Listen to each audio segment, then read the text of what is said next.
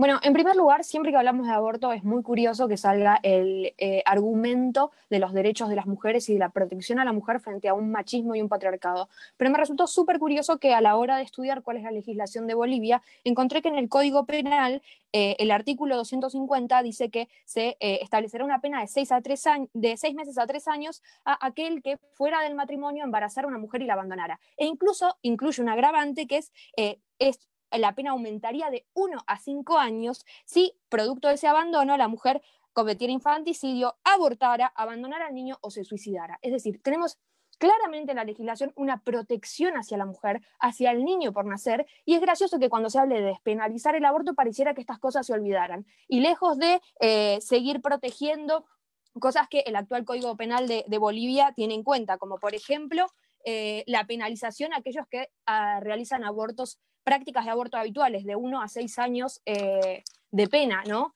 Y pareciera que cuando se habla de el aborto, estas cosas, no sé, o dejarían de ocurrir. La realidad es que, como ocurre en todo el mundo, las mujeres que hoy, como en Argentina, las socorristas en red, son organizaciones feministas que realizan abortos, quedarían impunes. Aquellos que mataran a una mujer por una mala praxis en un aborto, claramente tendrían penas menores porque mediaría el consentimiento y otras figuras que lograrían que, como en Argentina, la doctora Estrella Perramón, que mató a Keila Jones en el 2015, quedaría completamente impune e iría a militar el aborto. Quedarían impunes aquellos hombres que abandonan a mujeres. Por ejemplo, si tomamos datos de Chile, más del 94% de las razones que empujaban a una mujer a abortar, es decir, las razones por las cuales las mujeres iban a pedir aborto en Chile, según los estudios del doctor Elarcoch, que son estudios de más de 30 años sobre la legislación, y que son de rigurosidad científica excelente, que gozan de excelente prestigio en el mundo, más del 93% de las razones eran por razones de violencia y vulnerabilidad. Pareciera que el aborto, que busca proteger a la mujer, la deja completamente indefensa ante estas problemáticas reales. No les ofrece una solución, el Estado se desliga completamente del problema, lo cual resulta además muy curioso, porque la situación de los niños, la situación del embarazo adolescente y la situación de la mujer en la legislación boliviana está sumamente protegida, eh, al punto de contar, a diferencia de cómo es acá en la Argentina, ustedes cuentan con un código del niño, niñas y adolescentes que habla de la protección y del trabajo para prevenir los embarazos adolescentes, y una constitución incluso que habla de la protección a la mujer.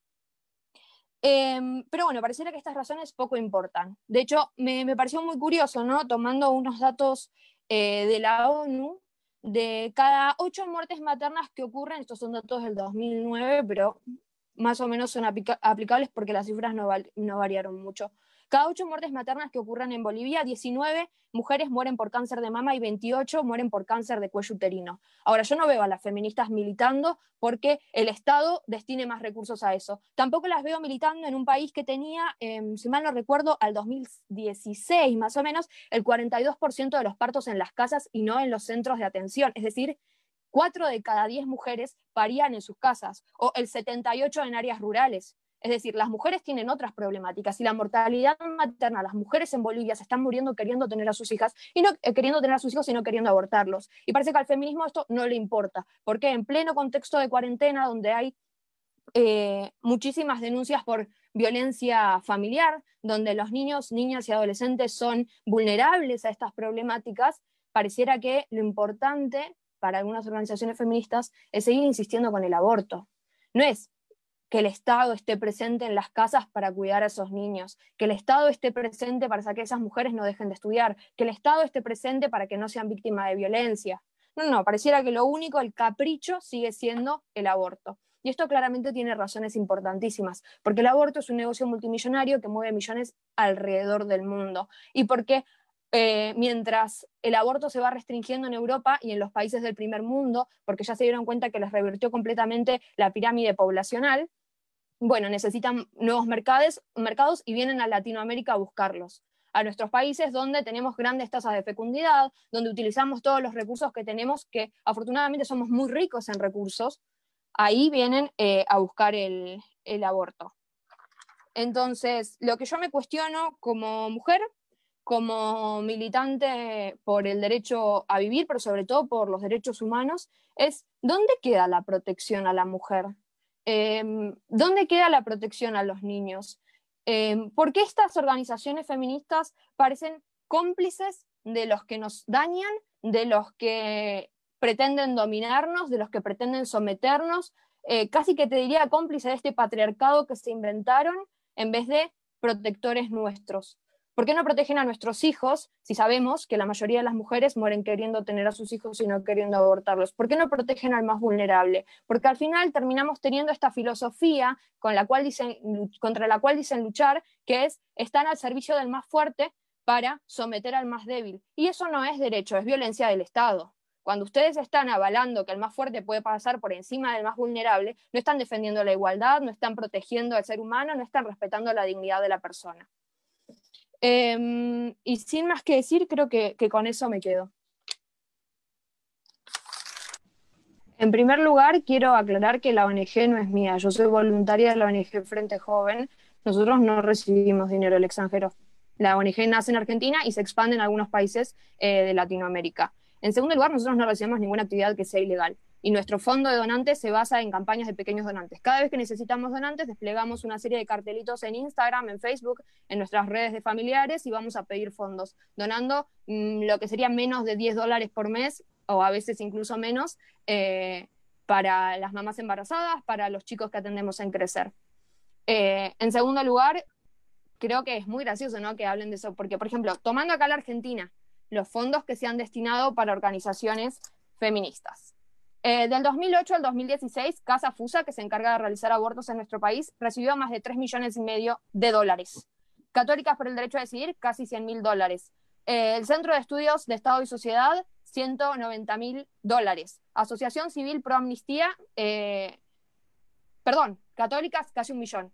La Asociación Civil Pro Amnistía, casi $100,000. Fundación Huésped, $84,000. Fondo de Mujeres del Sur, $75,000. Universidad de Palermo, $44,000 solamente para promover el aborto en un periodo de 8 años, para realizar actividades ilegales, para presionar en los congresos, como ocurrió en el 2018 en el Congreso argentino a la hora de legalizar el aborto. Así que yo no sé de qué doble moral hablan. Yo me gano la plata, honestamente. De hecho, mi libro, que está publicado, aporta a mi ONG todos los meses, porque no tenemos fondos de más, porque nosotros cada vez que tenemos que ir a atender a una mamá para llevarle el desayuno, tenemos que ir a pedir puerta por puerta de nuestros conocidos para poder llegar a fin de mes. Nosotros no recibimos plata del extranjero, cifras millonarias en dólares, solamente para promover el aborto, y que encima es una actividad ilegal. Así que yo no sé de qué doble moral hablan.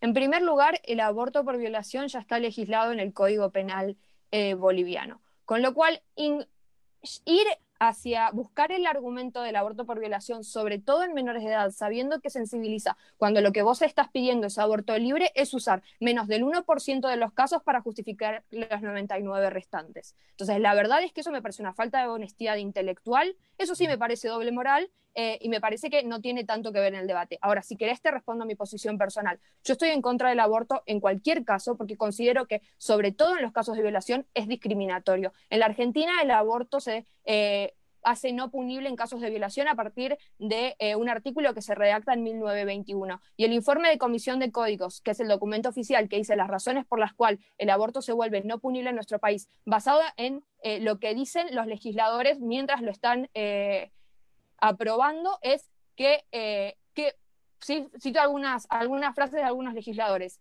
¿Qué puede salir de bueno de una mujer demente o idiota? ¿Qué pueden hacer de bueno? Este artículo es un gran avance en la legislación eugenésica en nuestro país. Estamos muy orgullosos de eso. Así que la verdad es que, al igual que en otros países del mundo, mientras las corrientes eugenésicas estaban en boga en el mundo, la realidad es que se aprueban este tipo de legislaciones. A mí personalmente me parecen discriminatorias. Psicológica y psiquiátricamente me parecen una aberración, porque sabemos que en materia de salud mental el aborto en casos de violación tiene mal pronóstico de salud mental, y lo único que hace es agravar el trauma de una violación, exponiendo a una mujer y sobre todo una niña, ¿no?, a mayor cantidad de suicidios, a mayor posibilidad de suicidios, a abuso de drogas o alcohol, a revictimización. Entonces, la verdad es que a mí no me parece nada bueno. De hecho, me parece una irresponsabilidad estatal dar aborto como si fueran caramelos en caso de violación y desligarse completamente de, por ejemplo, la terapia psicológica que tendría que estar recibiendo. Una breve aclaración antes, porque yo igual también pensé que veníamos a hablar de aborto y me entero acá que venimos a hablar de incendios, de informes periodísticos, pero sobre todo de desinformación. Usaron esa palabra al final, acá Julieta, que insistió en victimizarse. Para mí, Julieta, no sos una enemiga, sos solamente una persona que tiene ideas contrarias. De hecho, ni siquiera te conozco. Pero bueno, desinformación. El aborto en Bolivia no es legal. Hay 3 causales para las cuales es un delito no punible, por eso figura en el Código Penal boliviano. Si fuera un derecho, no figuraría en el Código Penal boliviano. Es así de sencilla. O sea, hablemos con propiedad, no es legal. Hay casos para los cuales no va a haber pena. Bueno, lo legal. Hablabas de lo legal. Hay cosas que están prohibidas por ley. Y hay cosas, de hecho, que no están ni prohibidas ni permitidas y se consideran dentro de un marco legal, por más que no estén expresamente dichas. Por ejemplo, las leyes no te dicen a vos que podés ir al baño, sin embargo, puedes hacerlo porque no está prohibido ni está permitido. Perdón, no está prohibido, por lo tanto está permitido. Aquellas cosas que están expresamente prohibidas se consideran ilegales, por más que figuren, estén escritas en la ley. Es lo que se determina que algo es ilegal. Robar es ilegal, asesinar es ilegal, ser un femicida es ilegal. Por eso una persona va a la cárcel. Conforme al Código Penal, es un delito permitido en alguna, digamos, no permitido, cuyas penas no se castiga en determinadas circunstancias, no deja de ser delito. Si figura en el Código Penal no es derecho, es así de sencillo. El Código Penal protege derechos, pero todo lo que figura después no son derechos. Bueno, sí habló de derechos fundamentales. En algún momento de toda su exposición dijo que era un derecho fundamental y para que sea un derecho fundamental, primero tendría que estar reconocido como derecho en algún lugar. En ningún lugar se reconoce el aborto como derecho, ni en nuestros tratados internacionales, ni en la mayoría de las legislaciones del mundo. En general es delito no punible, lo permiten en algunos casos, pero además tenemos pilares básicos. Derechos humanos se rigen claramente por el derecho natural y el derecho natural en ninguna circunstancia va a permitir el aborto, lo cual no vendría siendo un derecho fundamental. Más allá de eso, dejar claro que algo esté en la legislación no quiere decir que sea legal. Si algo está en la legislación puede ser avalado por la legislación, en cuyo caso sería legal, o puede estar prohibido por la legislación, en cuyo caso es ilegal. Y si estamos hablando de delitos, es necesariamente, en algunos casos, en el caso este puntual del aborto, en algunas causales donde va a ser no punible. Es como decir que, por ejemplo, en la Argentina, un menor de 16 años tiene derecho a delinquir porque su accionar va a ser no punible. Son 2 conceptos distintos. Los derechos son no punibles por definición. Ni siquiera hay que aclararlo. Si es un derecho, no tendría que estar en el Código Penal. El Código Penal tipifica delitos y chau. Decías que no querés que el Estado legisle sobre tu cuerpo. Sin embargo, el Estado legisla constantemente sobre tu cuerpo.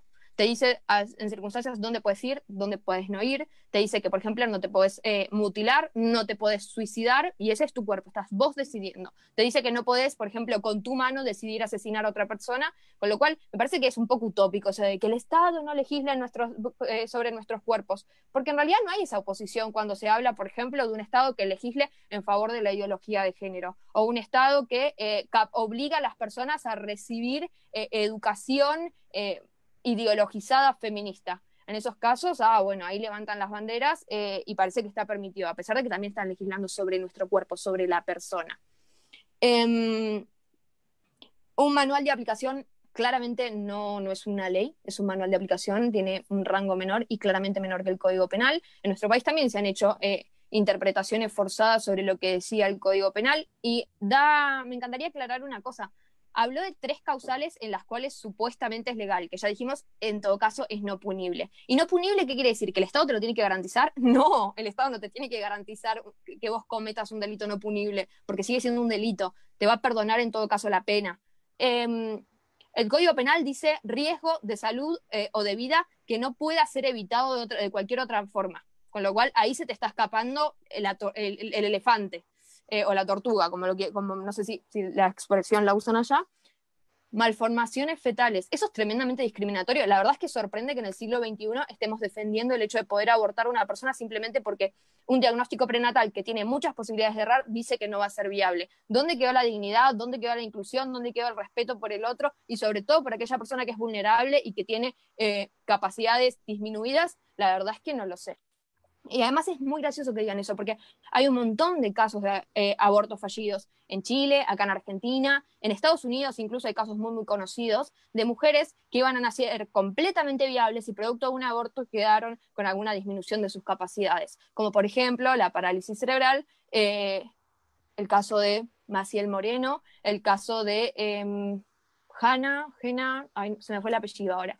Pero es decir, hay realmente muchos casos de esos y pareciera que basándose en un diagnóstico de vuelta prenatal que tiene muchas posibilidades de errar, cierran los ojos y además avalan en el fondo que a aquel que se considera que, digamos, yo no es que te prohíbo la vida porque en algún momento te vas a morir. Es así de irracional lo que están defendiendo. Como yo te digo, como vos en algún momento te vas a morir, bueno, mejor te mato ahora. Y la verdad es que no sé de qué hablaba la información periodística esta tan de la que hablaban, pero decía ni el útero abierto ni la boca cerrada. ¿Qué se oponen a las cesáreas? Porque el aborto no es necesario abrir el útero. Sabemos perfectamente que actualmente se realiza de forma clandestina con misoprostol, muchas veces proveído por las organizaciones feministas, del mismo modo que lo harían en los hospitales, con exactamente los mismos riesgos, muchas veces ejerciendo medicina ilegal, haciendo el ejercicio ilegal de la medicina. Entonces, la verdad es que me parece que de vuelta están cayendo en imágenes para tratar de ocultar una realidad que no es. Me da mucha gracia que hable sobre una niña de 15 años que se queda embarazada y que todas las situaciones. Yo soy hija de una mujer que se quedó embarazada a los 15 años, que fue obligada a abortar. Era obligada a abortar porque si no la iban a dejar sin educación, sin casa. De hecho, la echaron de su casa por negarse a abortar. Que tenía una perspectiva bastante dura y aún así decidió apostar a la vida. Y ese aborto, soy mi hermano de 33 años, que tiene un montón de sueños, tiene 2 hijas, tiene un futuro, tiene sentimientos muchas veces de lo que hablan. Entonces, la verdad es que me parece sumamente hipócrita que se olviden de la otra persona en cuestión. A mí no me motiva, Julieta, todas las cosas que vos decís, todas las falacias ad hominem en la cual evidentemente sos especialista para no hablar, incluso hablar de incendios en vez de aborto. La realidad es que lo que a mí me motiva es que muchos niños más tengan el derecho a nacer como lo tuvo mi hermano y a ser felices, porque el futuro no está predestinado y no es lineal. Uno puede empezar una maternidad muy difícil y después estar completamente contento con ese hijo. Lo que necesitamos es que no haya más organizaciones feministas ni una sociedad machista que presione a una mujer y la quiera convencer de que el aborto es la solución a su vida, cuando lo único que hace es condenarla y dejarla sola con una carga muy, muy grande. Por otro lado, y queda clarísimo que no las veo como aparatos reproductores, ¿no? Y tampoco quiero esta misma sociedad machista y estas organizaciones feministas, hembristas, supremacistas, que se creen con más derechos que otros, que vengan a hacerle creer a una mujer que es menos por tener un hijo. Porque la verdad es que yo veo una mujer y veo una mujer embarazada en una situación adversa y lo que quiero y lo que me motiva es darle las fuerzas que tuvo mi mamá para decidir tener a mi hermano. Porque fue, según lo que dice ella, la mejor decisión de su vida. Quiero que todas las mujeres lo vean así, quiero un Estado presente para esas mujeres. Yo no quiero que les den aborto y se desliguen de absolutamente todo. Así que la realidad es que estaría bueno que dejáramos de presuponer cosas en el marco personal, de qué es lo que motiva a una persona a militar esta causa. A mí me parece hipócrita que ustedes levanten el reclamo de la pobreza y sin embargo el drama del aborto en nuestras sociedades sean las clases medias que obligan a sus hijas adolescentes a abortar porque les pesa mucho más tener una hija adolescente embarazada, soltera, que un aborto. Porque nosotros estamos plagados de historias de aborto. No sé por qué se piensan que los pro vida no nos topamos con el aborto. De hecho, Defensores de Mamás no trata la problemática del aborto. Se encarga de tratar de reducir la mortalidad materna e infantil, que es un problema muy importante que tienen ustedes en Bolivia, a partir de las causas principales que la generan. Nosotros no tratamos particularmente el tema del aborto, le damos acompañamiento a una mujer, le damos información para que pueda empezar su maternidad de la mejor manera, en barrios vulnerables. Y cuando vamos a hablar a los barrios vulnerables, cuando sale el tema del aborto en los desayunos, son las mujeres humildes las que les tienen un asco tremendo. Así que estaría bueno que dejaran de usar a las mujeres humildes para militar el aborto. Y esto no lo digo yo, ¿eh? Yo lo digo por experiencia personal, pero lo marcan todas las encuestas. De hecho, ustedes tienen una experiencia en la cual se trató de legalizar el aborto solamente a aquellas mujeres humildes en situación de pobreza, siendo terriblemente discriminatorios para los hijos que nacían en situación de pobreza. Y para esas mujeres, haciéndoles ver que sus hijos valen menos que la que tiene plata. Así que me parece que no es un reclamo de la mujer humilde lo que vos estás pidiendo. Es un reclamo de clases medias y de clases altas, de, como lo diría acá un humorista argentino, otros ricos que viven de los pobres. Entonces, la verdad es que a mí me parece eso nefasto. Y nosotros no estamos tratando de imponerte un esquema de valores. Existe un esquema de valores. Que ustedes tengan una moral vergonzosa que les permita matar a un niño por nacer y quieran disfrazarlo como derecho con un eufemismo, no es nuestro problema. Si les pesa nuestra moral, si les pesa la moral, tal vez tendrían que empezar a cuestionarse y empezar a hacerle un poquito de caso a esa voz interior que les dice que un aborto está mal. Decía Martin Luther King, premio Nobel y gran activista por los derechos civiles y políticos de los negros, que llega a un punto en que todo aquel que persiste en el error necesita darle vestidos de legalidad a las cosas que está haciendo mal. Eso es lo que están pretendiendo hacer ustedes con el movimiento abortista y con la despenalización, o mejor dicho, legalización del aborto. La respuesta que a mí me tocaba era sobre el rol del hombre. La realidad es que nosotros vemos, sobre todo como el movimiento pro vida, y hablo mi opinión personal, ¿no? Yo creo que es muy importante el rol del hombre y se lo está dejando completamente fuera. Una relación sexual es claramente entre dos y la responsabilidad parental es entre dos. En nuestro país, lamentablemente, el niño ha dejado de ser foco de la legislación hace tiempo, sin embargo, el hombre, a pesar de todo eso, no tiene legalmente la vía para desligarse de su hijo, salvo que ambos decidan darlo en adopción, pero si un hijo va a reclamar el apellido, el padre está obligado a dárselo, está obligado a mantenerlo con la cuota alimentaria, cosa que me parece fantástico. Creo que el Estado tendría que tomar políticas activas para capacitar a las parejas jóvenes, a los jóvenes en general, ¿no? Aunque no estén en pareja, porque en algún momento les puede pasar, sobre una sexualidad responsable, en el marco de que cuando llegara a ocurrir, si llegara a ocurrir un embarazo, que es una consecuencia esperable de un acto sexual, estén preparados para responsabilizarse de sus actos y de ser la mejor padre que puedan ser, porque la prioridad es el bienestar superior del niño, y no solamente acá en Argentina, sino que también en Bolivia, que por lo que leía en el código de niños, niñas y adolescentes, tienen algo que me parece fantástico, que es esto de la absoluta prioridad. ¿Qué es esto mismo? Es el rol parental vale en tanto en eso, y creo que tiene que ser compartido y tiene que haber un Estado fomentando eso, dando las herramientas necesarias también para que esos padres puedan hacerse cargo. Porque muchas veces tenés una sociedad que dice esa responsabilidad tiene que ser compartida, pero los hombres por trabajo, por determinadas circunstancias, se terminan viendo más alejados de esa paternidad. Así que eso es lo que creo yo con respecto al rol del hombre. Incluso creo que en la causa pro vida tendrían que tomar un poco más de relevancia propia. En el movimiento acá yo siempre fui partidaria de que hubiera más voceros hombres, a pesar de que en general hay más voceras mujeres, pero se les hace bastante complicado a los hombres salir a defender este derecho de los niños a nacer y de las mujeres a ser claramente protegidas contra el aborto, cuando caen muchas veces en medios de comunicación donde los atacan y les dicen que no tienen derecho a opinar por el simple hecho de ser hombres, cosa que claramente es discriminatoria, porque todos tenemos derecho a opinar de todo. Creo que Gracias. muchas veces se termina... nada, eso, creo que muchas veces se termina olvidando. Y me gustaría hacer una pequeña aclaración a Julieta. Yo ya no soy atea, pero prefiero guiarme por lo que dice Dios, que es el bien, y por la ciencia claramente, que era lo que me guié durante todos estos 3 años anteriores que hice la militancia activa del aborto, en vez del yo creo que, porque a mí no me mueven para fundamentar mis opiniones personales sobre lo que creo que dice la ley, sino por lo que efectivamente dice y por lo que la ciencia efectivamente dice. Si yo no quiero tener hijos, ¿por qué me vas a obligar a tenerlos? ¿Me vas a ayudar a mantenerlos? Mientras hablas, en los países del primer mundo ya está legalizado y se aborta. Bueno, en primer lugar, en los países del primer mundo, como por ejemplo China, la pornografía infantil es legal, en países como Estados Unidos la pena de muerte es legal, y sin embargo, como bien dijo Julieta, no estamos a favor de eso. Así que la falacia de decir como en es legal, acá tiene que ser legal, me parece bastante incongruente. Además de que las razones por las cuales los países del primer mundo son efectivamente países del primer mundo y tienen mortalidades maternas muy bajas, no es por el aborto, porque las redujeron mucho antes, es por la educación, por el trabajo, por la vivienda. Entonces, la verdad es que están pidiendo la parte que no soluciona nada.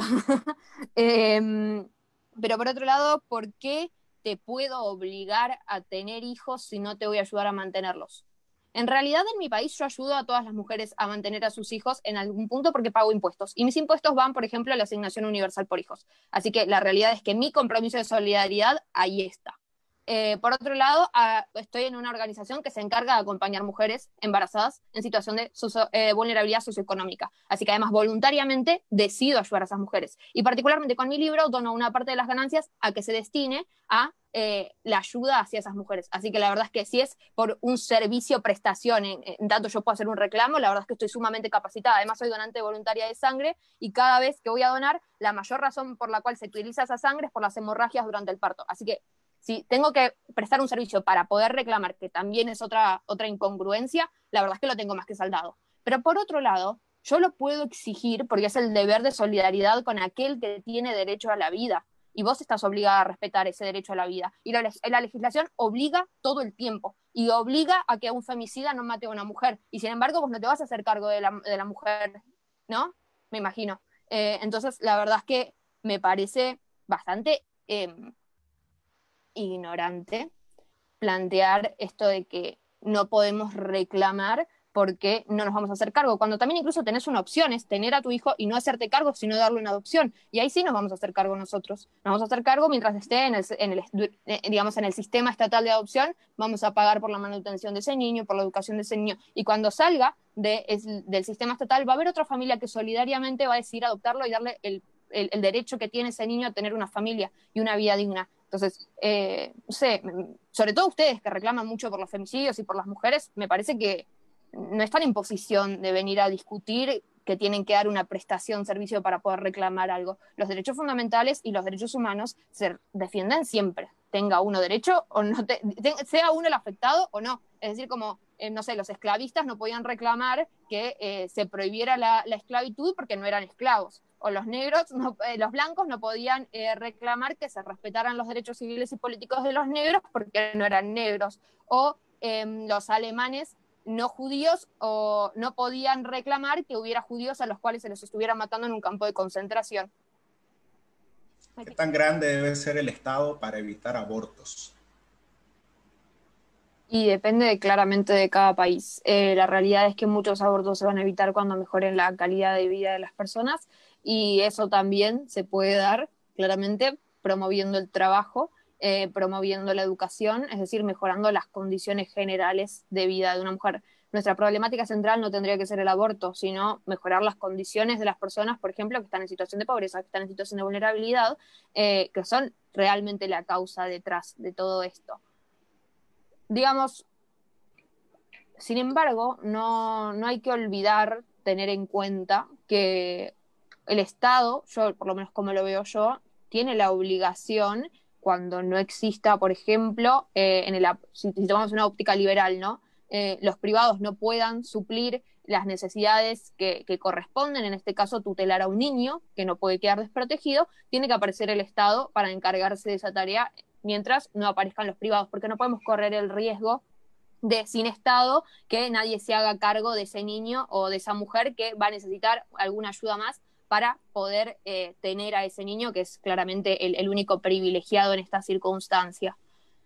Hay informes como el informe Kissinger, etcétera, que lo que buscan es ahorrarse, por ejemplo, asignaciones universales, etcétera, y digamos el apoyo y las políticas que tiene que destinar un país a la mayor natalidad, y no digo solamente prevenir aborto, mayor formación de médicos neonatólogos, mayores instituciones que buscan proteger a los niños. Digamos, es una infraestructura de verdad en el plan de un país.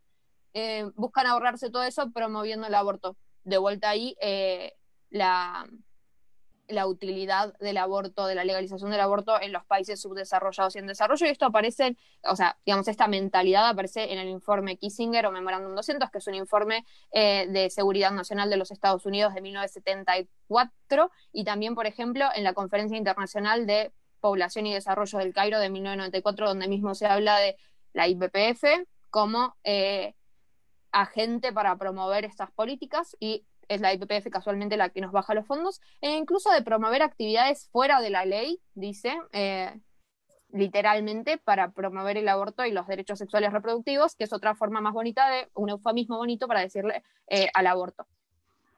El hecho de que claramente si es una imposición foránea para los países que buscan que no crezcan, que no utilicen sus recursos para que estén disponibles para los países del primer mundo. O sea, no estaría las políticas orientadas a la natalidad, porque justamente la finalidad es que el país no crezca y que no salga de la situación de pobreza en la que está, de muchas veces estados totalitarios que son capaces de avanzar sobre una masa de gente ignorante. Entonces, la verdad es que es muy interesante ver al desarrollo de la mano con la natalidad. De hecho, la segunda potencia que vamos a tener es China, o, por ejemplo, India, otra. Que el aborto sea despenalizado no significa que sea obligatorio. La que necesita abortar tiene derecho a decidir. ¿Los pro vida están queriendo imponer? En realidad, cuando algo no está... A ver, la ley tiene una función educativa, tiende a promover ciertos valores. Cuando nosotros sacamos algo y decimos que un delito ya no es más delito, lo está avalando la legislación de cierta manera. Entonces, si bien no, digamos, la legislación no te obliga a abortar, te está diciendo que está bien, con lo cual la práctica se va a fomentar. Y una mujer que con la penalización normalmente no abortaría, va a empezar a abortar, y muchas veces va a ocurrir, como ocurre en los países del primer mundo, que se va a dar la naturalización del aborto casi como si fuera un método anticonceptivo. Por otro lado, no podemos darnos el lujo de desproteger un bien jurídico que es la vida, porque si desprotegemos el bien jurídico de la vida desde la concepción, naturalmente después no vale progresivamente va a dejar de valer la vida de la mujer que fue a abortar, la vida de la mujer que está por ser asesinada por el femicida, la vida del niño que está en situación de pobreza, digamos, del niño ya nacido. Cuando nosotros desprotegemos un bien jurídico, no es en algunas circunstancias sí y en algunas circunstancias no. En este carácter educativo que tiene la ley, de establecer ciertos valores, el valor de la vida deja de ser central. Y si el valor de la persona humana no es central, ¿para qué carajo tenemos el derecho? Disculpen la palabra. Porque el derecho tiene como centro a la persona, y a la persona en todos sus estados, en todos sus estadios de desarrollo. Y me encanta, por ejemplo, el código del niño, de los niños, niñas y adolescentes de Bolivia. La verdad es que me quedé maravillada, que dice en el artículo 4, inciso 2, en ningún caso serán restringidos los derechos de niños, niñas y adolescentes, teniendo como argumento la distinción de las etapas de desarrollo. Es decir, ese niño es tan persona como otro. Claramente hay que ir a pedir porque se respeten estos derechos y la dignidad de la persona. Entonces, me parece muy raro aquel que quiera imponer lo contrario. Y no, digamos, salir a reclamar porque esto deje de ser así. Hay ciertas cosas que tenemos que ponernos de acuerdo en que son importantes. Porque son importantes, lo reconozcamos o no, pasa así con los derechos humanos, afortunadamente. Pero no, la verdad es que no me cabe en la cabeza decir, bueno, si querés vos abortar y vos no abortes. O sea, la vida del niño vale igual.